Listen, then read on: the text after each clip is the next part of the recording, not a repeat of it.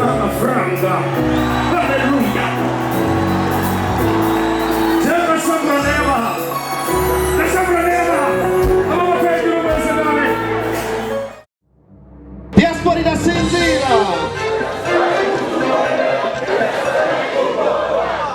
Uyu mwana w'imfura yawe. Nize Gabriel nimbona. Rero nabamufasha mukamwiza amashi.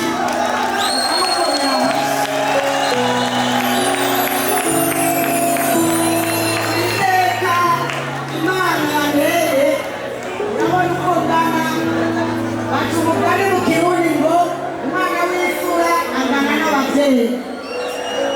None urabona ndabinigisha kwije 50 anatari kiyana sibyo. Aho rero nukukengurukira uhoraho nagera kubw'iwanjye ndashimye ndanezerewe.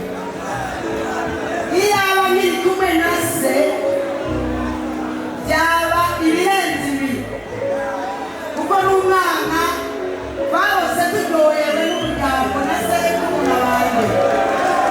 None rero ibyo byose nicyo gituma namuhaye Bibiliya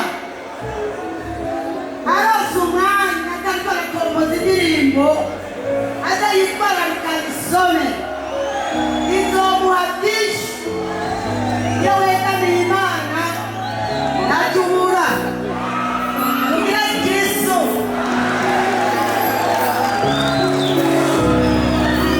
Murakoze cyane, murakoze ndashimye ukuri.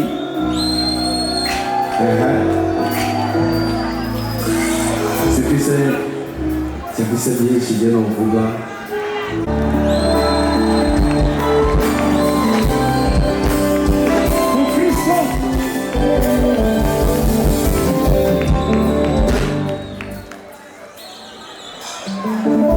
Amaye kado y'Bibiliya.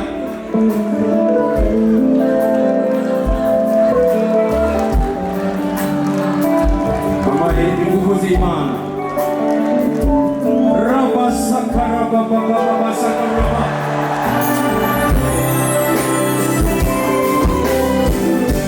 Bibiliya inatubwira yuko tuzozimbaraga zo kwiruka kwa Satani. Raba sakaraba abapesuru mwese. Raba sakaraba. Haraka jambo franga. Haleluya.